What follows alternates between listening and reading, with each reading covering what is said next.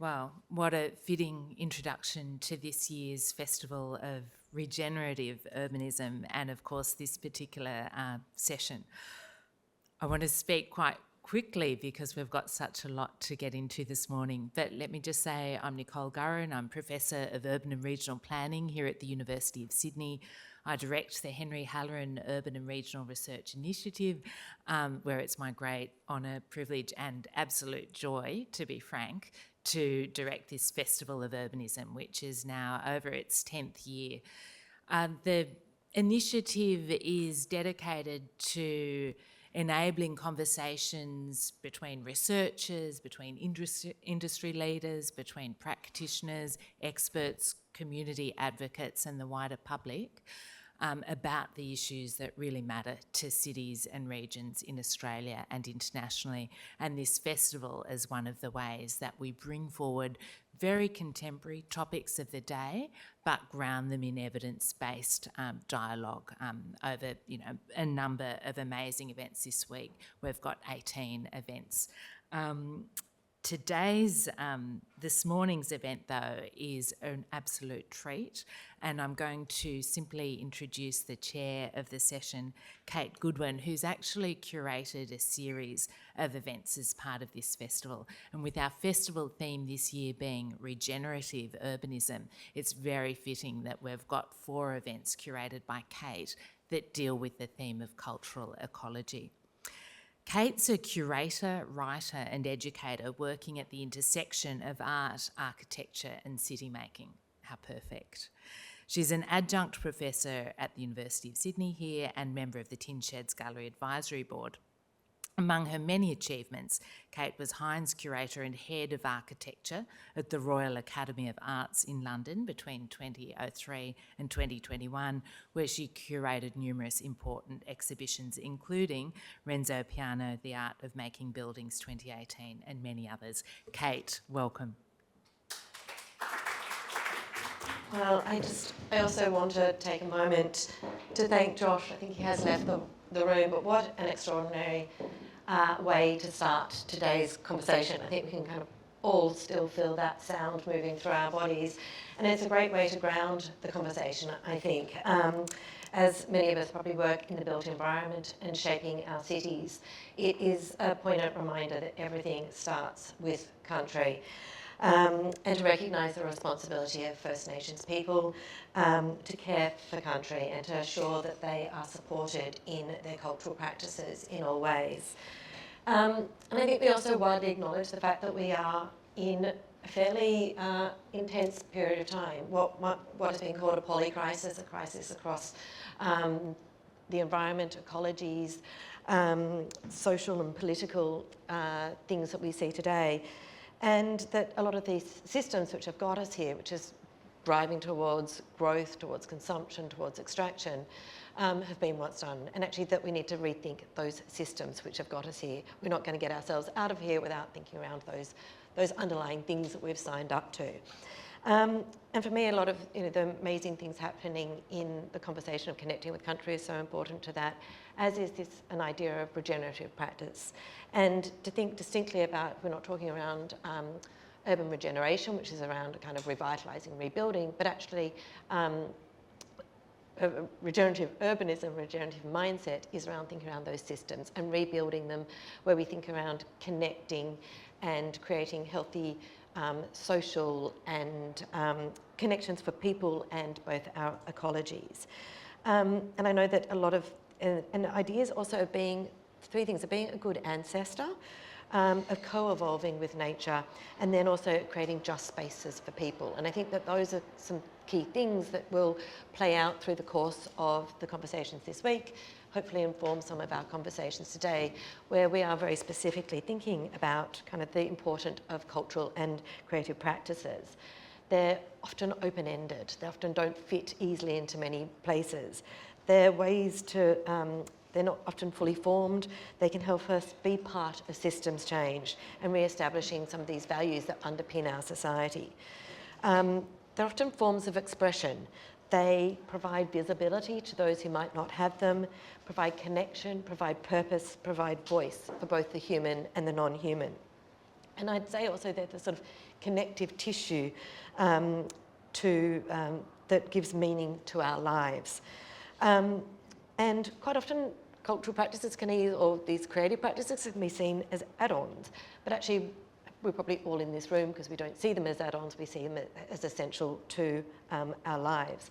And as we start to think around the cultural ecosystems that need to be embedded in the fabric of our cities, I want to think around them both as kind of the hard infrastructures and soft. So the hard infrastructures are those things that sort of the need for the spaces to work and create, to learn and to share, and to places of exchange with an audience, but also making sure that we have spaces for the artists and cultural support workers to live, and that those are affordable, accessible, that they're inclusive, secure and sustainable.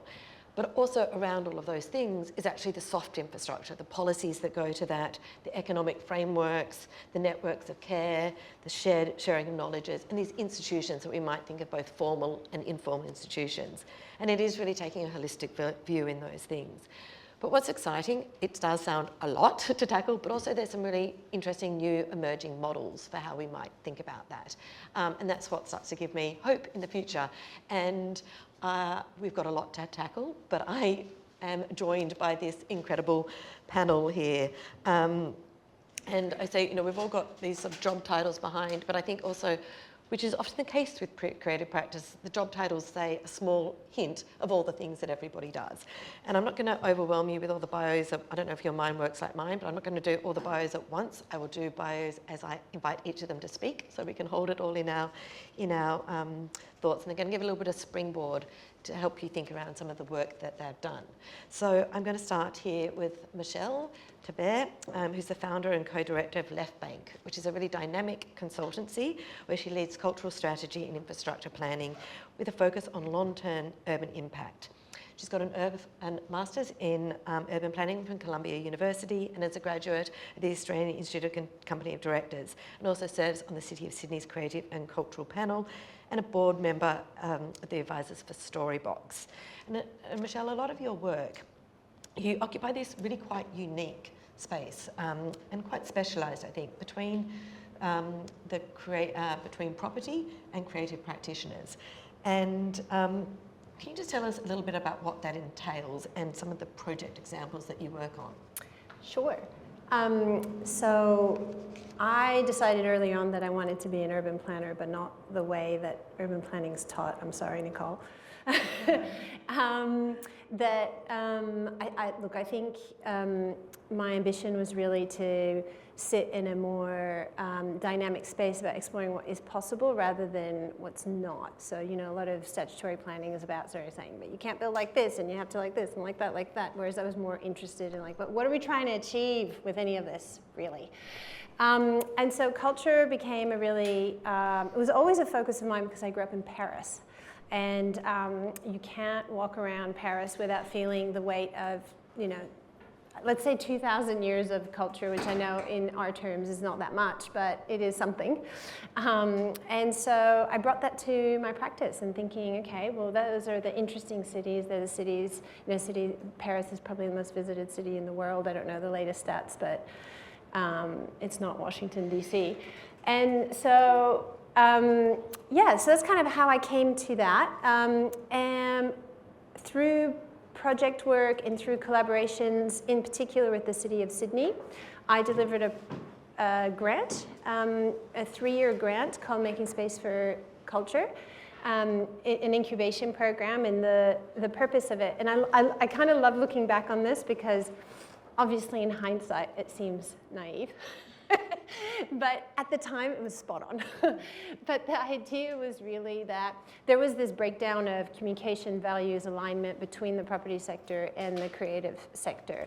And that we had hints that each, especially the property sector, does value creative. And having worked in-house at Lend-Lease very briefly, I knew that to be the case in those times. but there wasn't really sort of like a productive dialogue between the two. And so through three years of kind of bringing cohorts through the program, we developed sort of a shared language and also some really important sort of coalface, like where are these negotiations about making space for culture, where are they breaking down? Like what's the real, where does the rubber hit the road? Where do you go down and then you say, no, we can't do this anymore. And there's a few things, one of them being affordability of space. And people say the word affordable. Yeah, that's affordable. That's below market rate. That's the same as affordable. Right. No, not right. And therefore, that kind of spurred on some ongoing research and development work that I've been doing with the City of Sydney. Do you want me to talk about the international work or not? Yeah, okay. And then recently, because I must be crazy, but I've been looking into, I guess, more perennial and systemic approaches to bringing space for the creative and culture sector outside of the market, and having been inspired by other cities globally who have done it.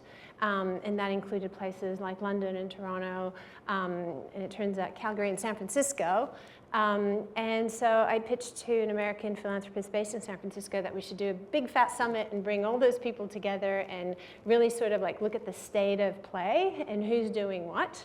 And it turns out there is I guess, a burgeoning movement of looking at real estate as a way of empowering and also ensuring permanence. And I want to talk about permanence versus regenerative. Like, I think there might be some interesting tensions there. And so that happened in May, and we're looking at the next kind of wave of that event and growing that collection of international cities. We had 17 in the first one. And it's possible that there are more. And there's no one model, and I think that's what's hugely interesting but also challenging, is that it's not like, oh, here's one way of taking property out of the market. There's many different ways of doing it, and there's many different trade-offs, I guess, you make along the way. I'll shut up. So much to pick up on there. We're going to jump on to Beck Conroy, who's an artist and scholar. She's currently undertaking her second doctorate, because we all need two, the School of Cybernetics at ANU, devising a cybernetic praxis of a world on fire. Between 2004 and 12, she founded and directed 2 artist-run spaces in Sydney, including a festival collaboration with Indonesian artist-run spaces. She's also published on how to start a community land trust in Australia and an anthropology of Indonesian and Australian writing. Beck, can you give us a bit of a taster of a couple of, alongside that, actually some of your creative works that you've been doing alongside this research and academic practice? Yeah, thanks, Kate. Hi, everyone. This is always a challenging question because, there's so many iterations of my work, but probably the best way to describe what I have done is actually what I'm doing now, which kind of draws on my previous life as an artist, because I pivoted into cybernetics, where I am doing my second doctorate, no anchor. But what I found out when I joined cybernetics, because COVID happened, Scott Morrison happened, it was a pretty hostile time to be an artist, and cybernetics kind of came up as a way of, it's a really interesting terrain of kind of maverick characters in history who have all kind of dealt with thinking about systems in lots of quirky ways, and so I kind of gravitated towards that. And I found that actually a lot of my previous work in kind of mimetic strategies, working with performative encounters, working with creating good-looking conversations, etc., they were all kind of ways into a site or ways into a conversation or ways into bringing people together, which is really kind of what theatre or performance practice is. It's an encounter, it's a bringing together of people. And also because I'd had a lot of my theatre training, but also my kind of my artist habitat was in the City of Sydney, and it was tied up with the idea of it got entangled with the building code of Australia, because when you need space to make things, you need rehearsal space. And so you have to learn about how buildings operate if you're going to survive in the city. And so we ran, the first space was a wedding circle. It was at a time when there were a lot of artist-run spaces around Chippendale. And I think there's only a handful left, or they've all transitioned into commercial spaces. And at the time, yeah, we were probably really annoying to the neighbours, but we did learn how to translate our needs as artists into the building fabric, or the urban planning code. And so it became, it became very apparent to me that these systems of thinking about living and making are quite imbricated, and they're impossible to disentangle. And I find it difficult to think about policy or think about artistic practice without thinking about, say, the Building Code of Australia, or think about, local economies or economic policy. And it's great to hear about creative land trusts, because community, like housing land trusts or community land trusts, are also really important parts of that ecosystem. So yeah, moving into systems and cybernetic practice, we did this project called Yurt Empire, which, God, it was like 13 years ago now. When I think about the project that Hugo and Heidi are doing, it's such a, it feels like coming back to that moment in time.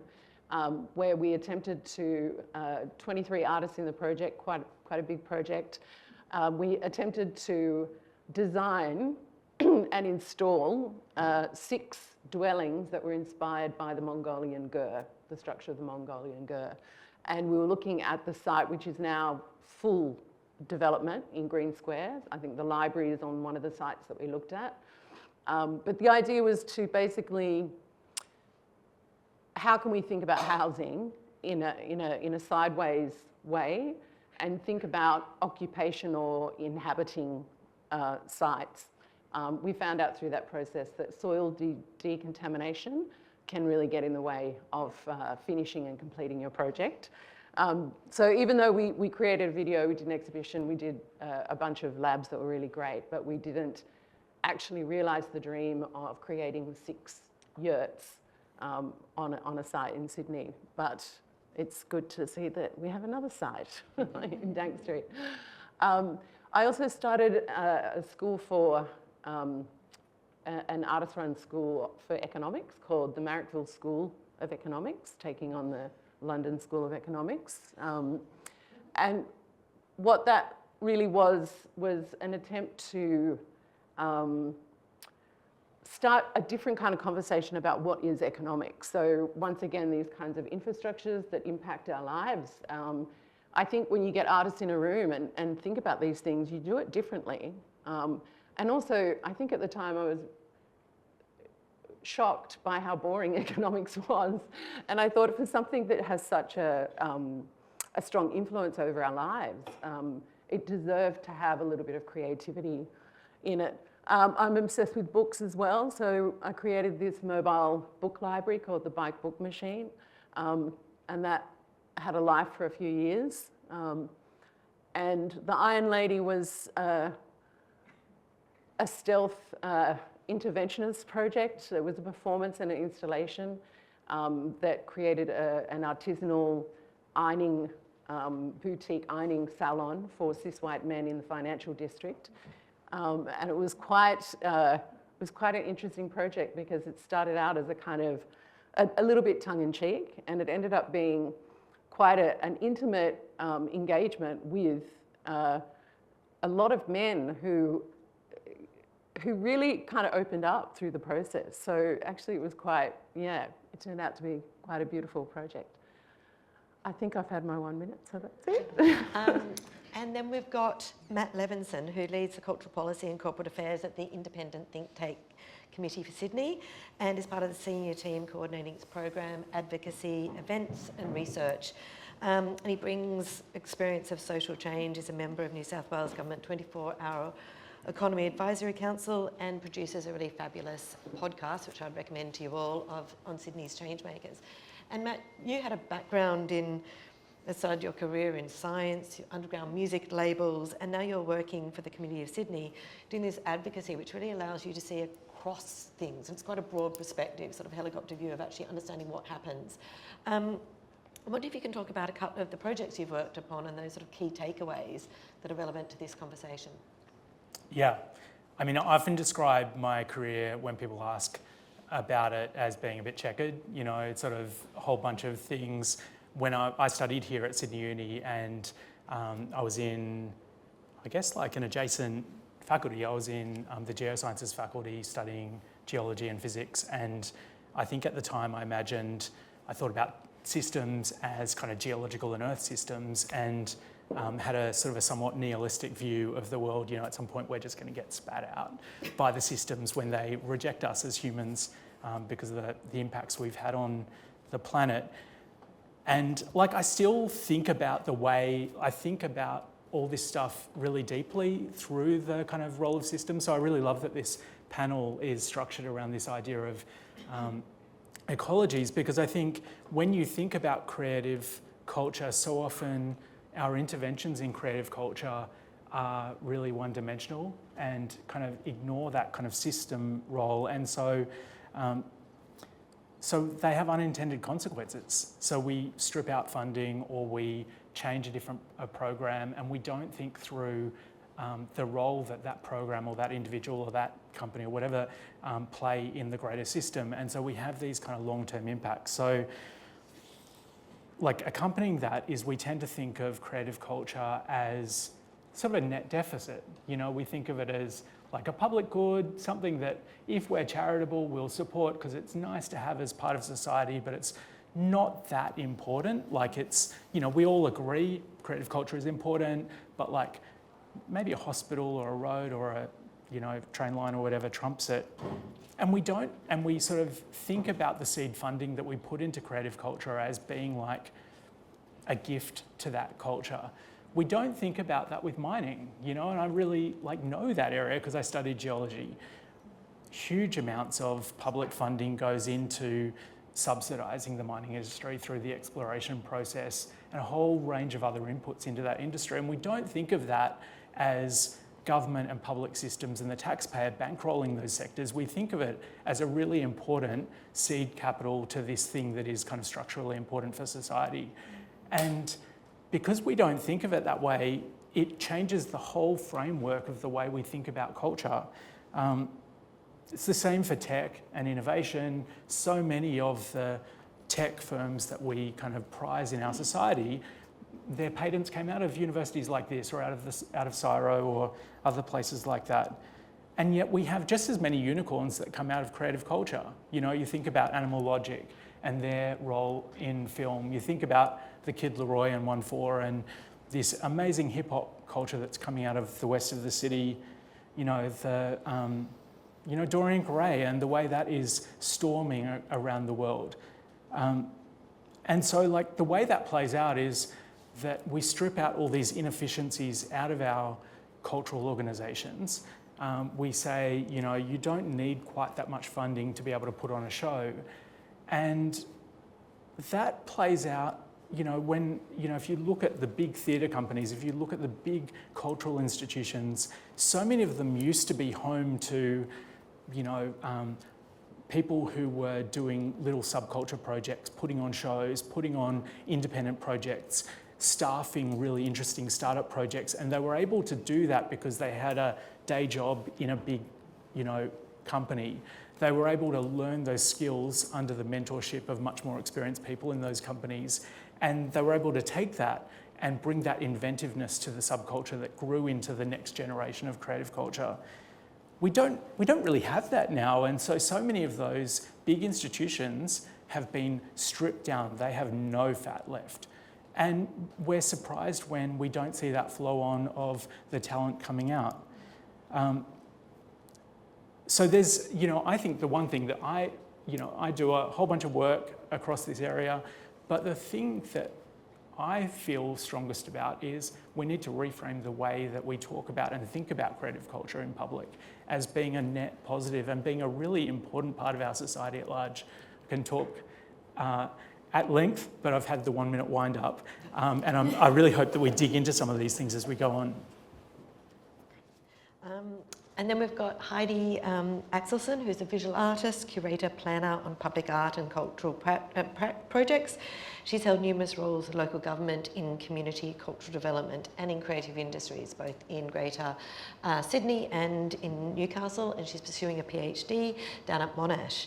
And Hugo Moline is an architect, artist, urbanist and researcher who teaches architecture at University of Newcastle and specialises in working with collective client groups from migrant housing cooperatives to the complex, diverse uses of public space. And together, despite the fact they're sitting apart, they run a fabulous practice called MAPA, which generates work that really is contextual, it's participatory, it's socially grounded and place-based and takes many different forms. So do you want to, collectively talk about that practice and what you do? Thanks, Kate. So yeah, as Kate mentioned, my background's a visual artist, worked a lot in local government, and I'm currently, through our own practice, we've had a very kind of hands-on practice in public art, sometimes for government sector, sometimes for private development. But through that, our work is always quite participatory and engaged with the people who are connected to that place, wherever we're working. And at the moment, just thinking about this latest project, which we just launched yesterday, called Field Rooms. You'll talk to it more, but we're working within a private development site in the Dank Street South Precinct, and we've proposed an ongoing residency program while the site is in development and will continue post-development.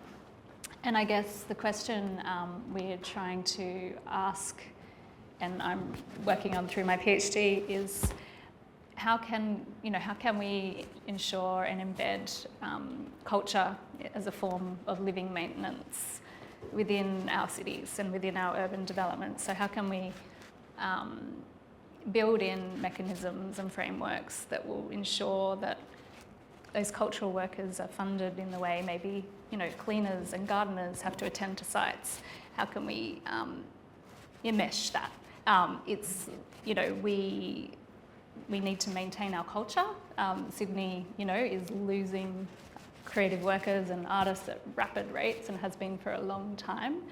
And I think it's quite urgent that we rethink these systems and the way our cities are made. I'll leave it there. So I'm Hugo, the other half of MAPA. I'm also a product of Sydney Uni in a particular point in time with Cole James, who taught me a great many things about kind of the people who don't normally get to be part of these kind of conversations about the city and how it's made. And so I guess the other thing that I'd like to introduce into this discussion of creative, making space for creative practices and culture within our cities is also the role that creative practices and culture play in opening it up to a much broader public, or can play in doing that. And so the project, the Open Field Agency and the Field Rooms really came from a very innovative brief from the City of Sydney originally to work with surrounding communities to outline some plans for what the eventual public space of this private development would be.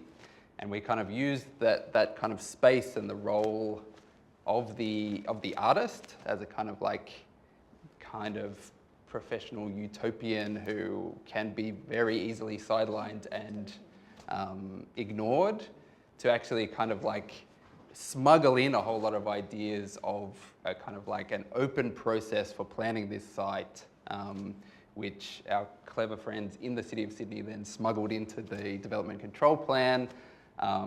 Not all of it stuck, but the thing that has stuck is this kind of space for really building publics for this site through ongoing funded creative residencies. Thank you all for giving us so much food for thought there. I think I like, Michelle, your position here of coming in, of actually saying it is about possibility. And I think everybody's leaning into the possibilities here. And I just wonder if we can maybe reflect on, one, some of the barriers, but also where you're seeing the barriers of where the possibilities are for making change. So I think it is something around creative practice, and as you've said, it's seeing the cracks in the system and how to make change and the levers for doing those. And I wonder if you can reflect upon it. It might be international, but maybe starting with you, Michelle, too, of where you're seeing it, because you're looking globally, and I'm interested in that conversation that's happening in the US and how they're doing that might be different. Is there lessons that you're seeing of thinking there that can be brought back? And then I'll just ask everyone for those kind of barriers and levers where we can kind of start to insurge. This may be one of the rare areas where we might look at the US and think, oh, that's kind of interesting, let's do that. So like all jokes aside, I guess over the past 10 years, which is the period of time that I've had my consulting business, and just echoing some of the stuff that Matt was saying, is that there's been sort of this erosion of public funding in every single way possible. Interestingly, that's manifesting itself, even today in many ways, but like basically a lot of the councils actually are the ones sort of like picking up and saying like, wait, this stuff is good, we need to do more of this stuff.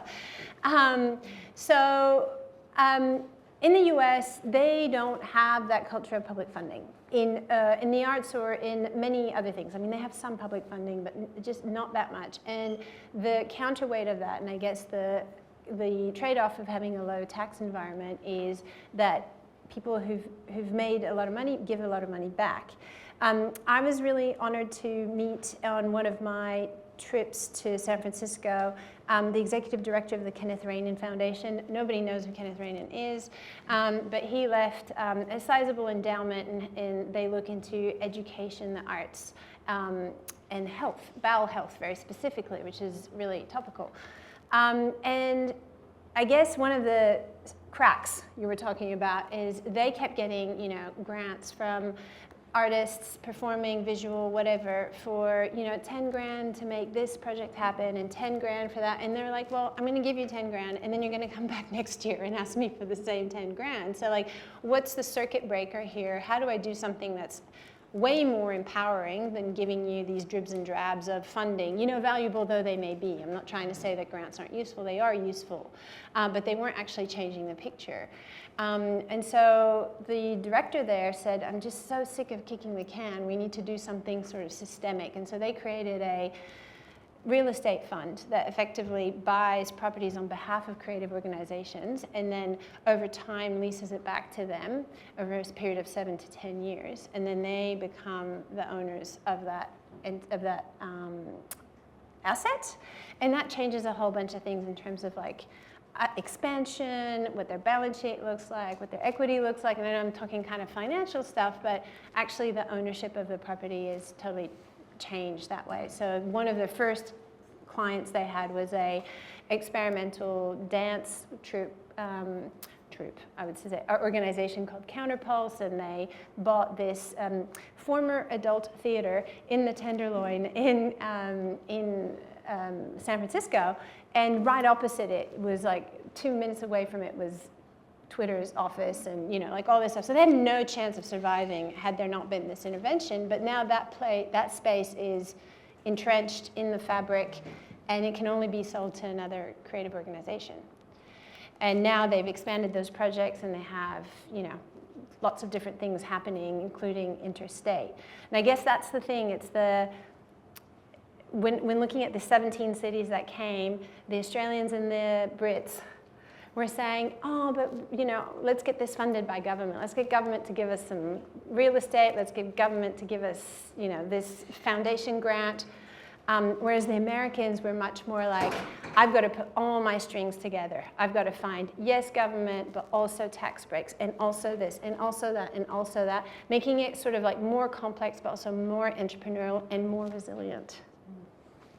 Resilience, a good word. Just other reflections on? Yeah, I think, just to jump in there, because there's a opening in the conversation, I think that piece that you were saying at the start, Kate, about the polycrisis that we're in, and to a certain extent, the comments you were making, Michelle, about that kind of driver for the Kenneth Rainin Foundation to be like, the grant cycle isn't working, the systems that we've been sort of using to patch things up haven't been working, that prompting this next step, I think that is really crucial to understand how you make change to get to a better place. I think there are parts of this that are about the regenerative role of the creativity itself. And there are other parts that are about how you shift the advocacy kind of window to actually make change. That's the work that I'm in. These other guys can speak much more deeply to the role of creativity in its inherent benefits. But I think, you know, that idea of the Overton window, where there is a window for change, it's opened up by certain, you know, we all saw this with COVID, right? Like there was a moment when a whole bunch of policy change and government change could happen in a way that it wasn't able to normally. We saw bike lanes open up and alfresco dining and all that kind of thing. There is a moment now, I think, with the culture where we see grant cycles failing, organisations kind of limping from grant cycle to grant cycle. And a lot of organisations are looking for, like, what is the structural reform that changes that? I think the Creative Land Trust is one of those options, and I've just spent the last 6 months writing a report, like advocating and testing out this concept of a Creative Land Trust for Sydney.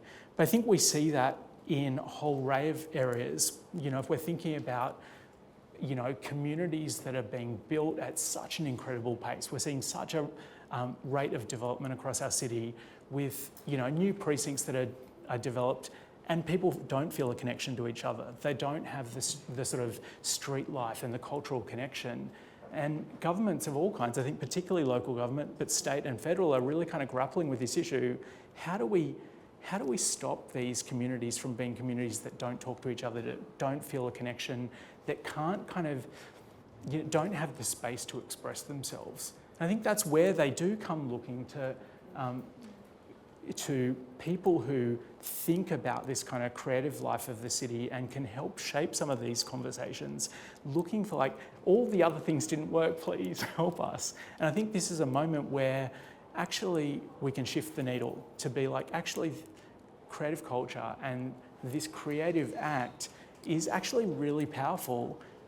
All else has failed and this one thing might give us a chance. And I think that opens the Overton window to do a lot of stuff, and we should step into that. Yeah, I totally agree. I think, and I think it's a practice of, it is really tricky working, I mean, I'm speaking to working in the private development space, and the way, you know, in our cities our governments rely very heavily on the private sector to deliver public benefit, and it's not working very well, I think, in my opinion. And I think we need to I think there needs to be tougher frameworks, much clearer metrics on the amount of cultural space provided for production, the amount of artists live workspaces. It needs to be a lot clearer and firmer at a state level. And yeah, I don't think the private sector is going to solve our problems, so we really need to work at it at all angles, like the Creative Land Trust, our government, the private sector, everybody together. And yeah, I think it's trying to stay with those, kind of staying with the trouble of working in this problem and trying to, yeah, there's a huge role in just trying to communicate the value of this type of work to the private sector, which is a massive challenge in itself, I think. But yeah, I think that connective tissue between, you know, how I like to think about artistic practice now is through, you know, metabolic or metabolism, and thinking about almost like a social acupuncture. We need to step into that conversation or step into that door in a more robust way. It's almost like our muscle for imagining otherwise has been really impoverished over many decades, and certainly with the polycrisis, it might sound, you know, self-indulgent, but actually our capacity to imagine things differently is one of the things that's going to become a scarce resource. It's already becoming a scarce resource. I think on a kind of hard infrastructure level, building creative communities, there's no one recipe for that. There's obviously a set of ingredients, and one of the ingredients is affordable housing. Like, I love the idea of creative land trusts, and I'm all for it, and I've watched over the decades, the City of Sydney have worked really hard. I think out of all the councils, they've worked really well with trying to preserve habitat for artists. They understand very clearly that if you lose artists and creatives from the city, you lose a whole bunch of stuff. And then if you try and manufacture it yourself, you will fail. It's not something that you can buy in after the fact. And the problem, I think, on a hard infrastructure level is that if we don't have inclusionary zoning, if we don't have these really legislated mandates for you must preserve this area, 30% must be affordable housing, then an artist is not going to travel from out of town to go and work in a studio necessarily. It becomes a real burden. And artists create stuff and they flourish in ecologies where they live and work. And if you separate the two, I just feel like that's a real hard basket, like that's pushing shit up a hill in amongst all the other shit that we need to push up the hill. But yeah, I do want to kind of, I want to kind of stress that capacity to imagine things differently. We need to be more bold about that. Like, we really need to be more courageous and a little bit kind of,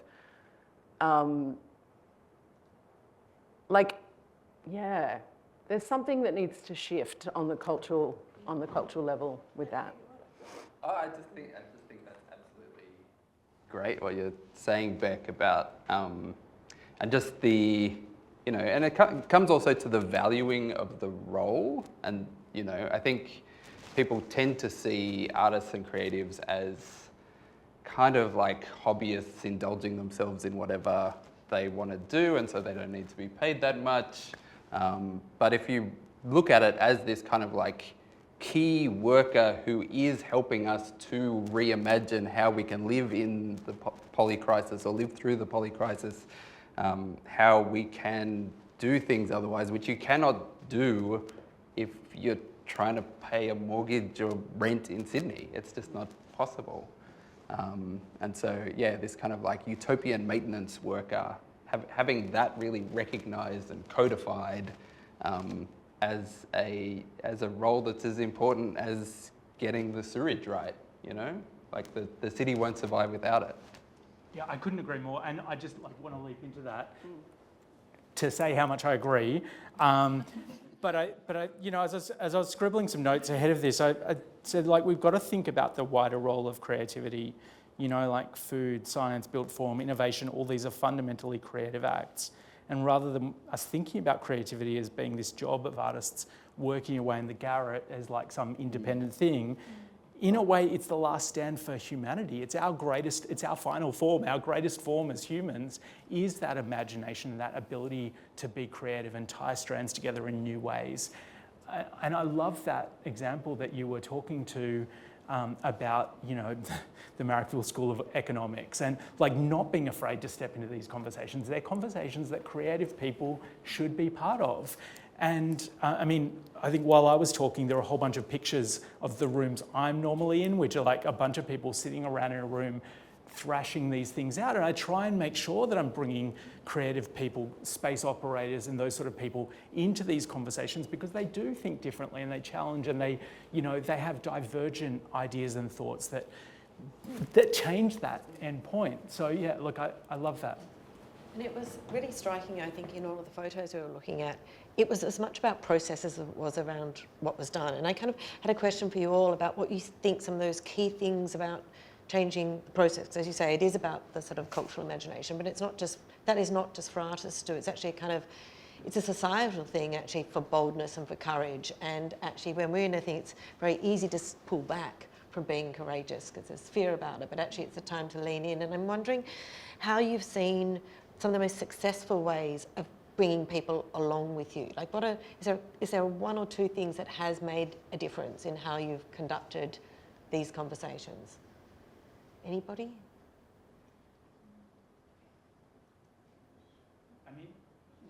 I spend a lot of time advocating for change and trying to drive change. And so much of it that is having people along for the journey. So not coming to, I don't spend 6 months writing a report and then give it to someone and expect that to drive the change. It's the conversations all the way along the way. And your conversation reminds me of, we brought out Kate Levin, who used to be the head of culture in New York, as part of the advocacy for the idea of a creative land trust. And she made a comment that has really stuck with me. We were talking about public art and I was making some disparaging comments about public art I don't like.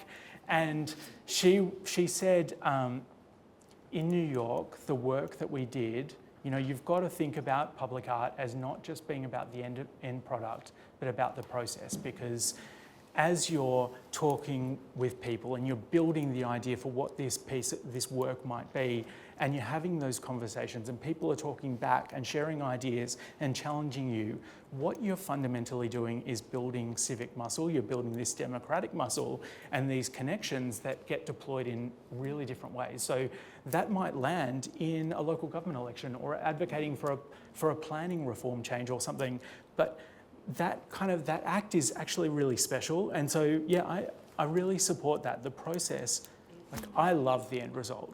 I'm super interested in the piece of work that comes at the end, but that really challenged me to think about the process as being an equally, if maybe not more important part of the process. Yeah, and I think it's finding ways to open those conversations and those connections, and I think no one thing obviously works, and it's different for every single place and every single encounter, but sometimes it's like literally a barbecue or putting on free food, or it's hanging out on the street and just like having an interesting prop. We always build these weird things as these kind of conversation starters in space to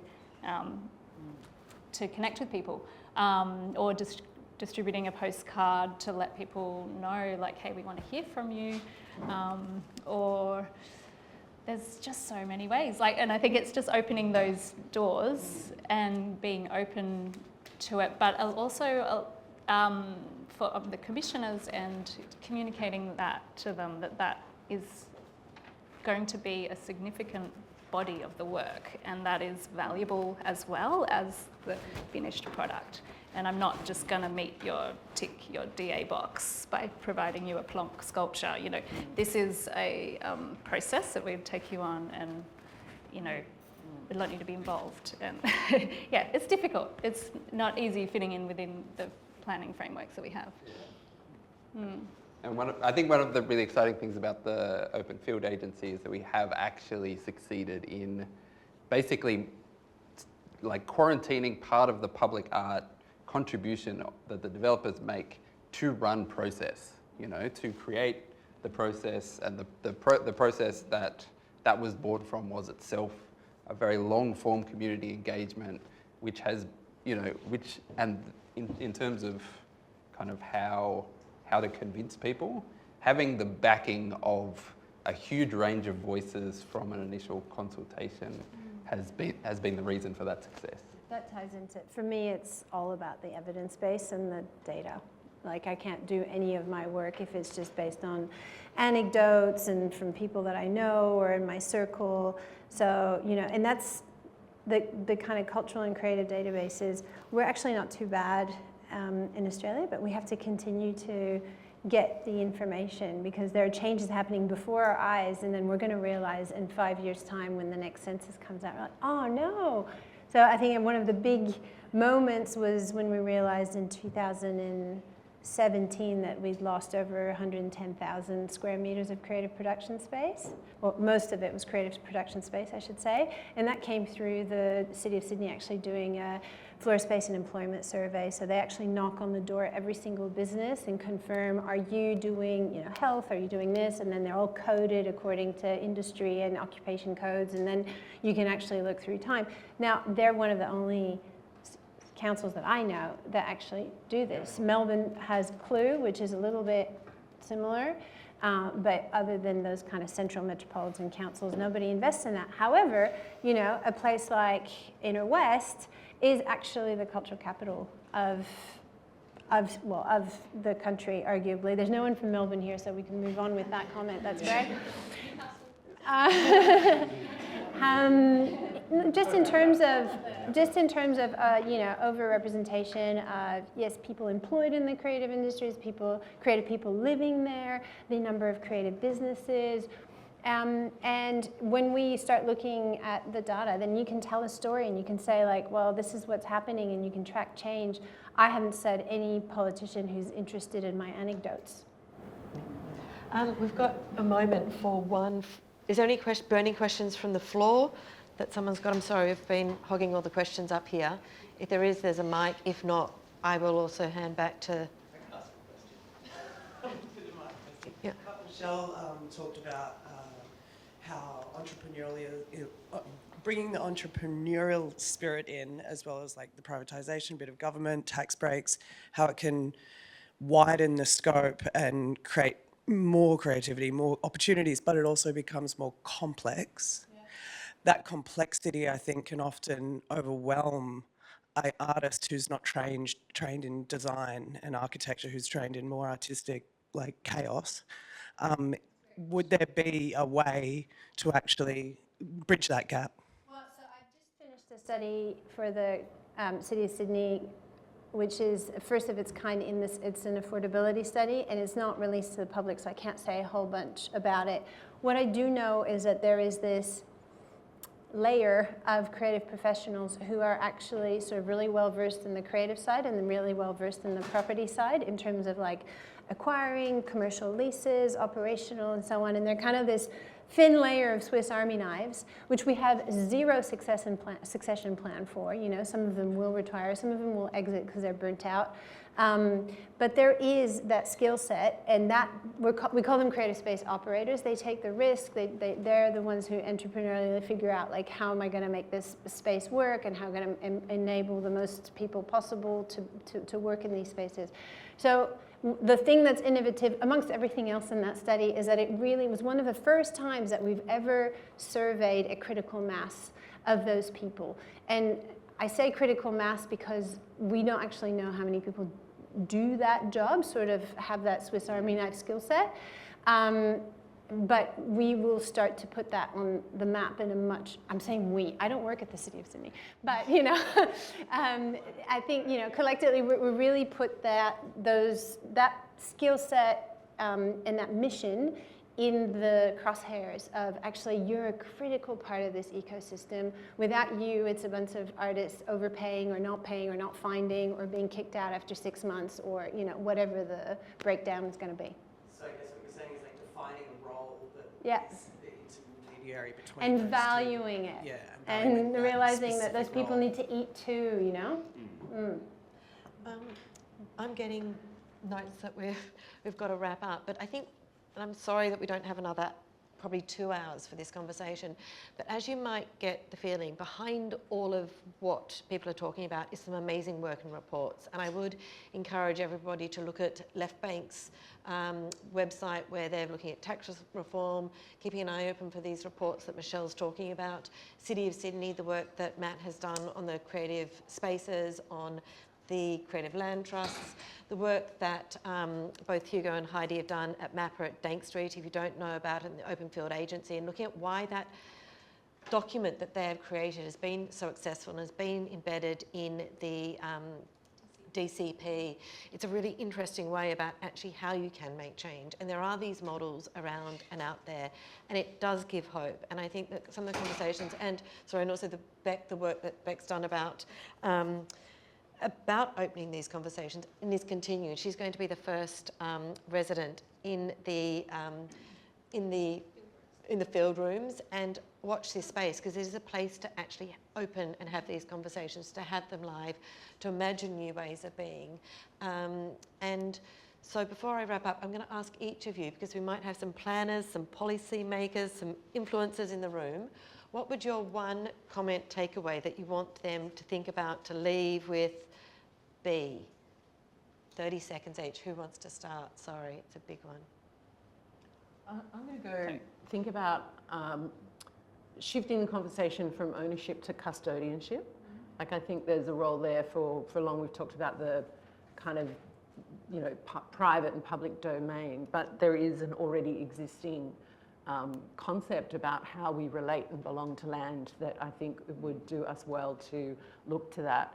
And probably the second thing is to think about language.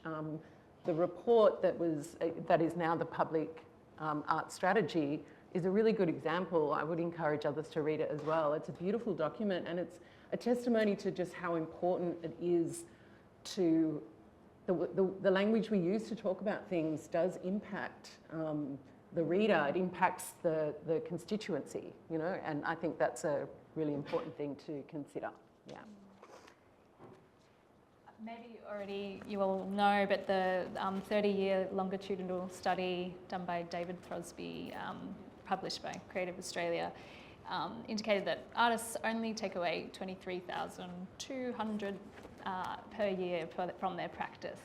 So I just want you all to think about, you know, how is that possible to sustain a career in this city, on that salary. So, you know, and the implications of how, if you're programming or if you're making policy, like, you know, artists are people too, they have families, they, you know, they need to, survive in cities. So just, keep that in mind.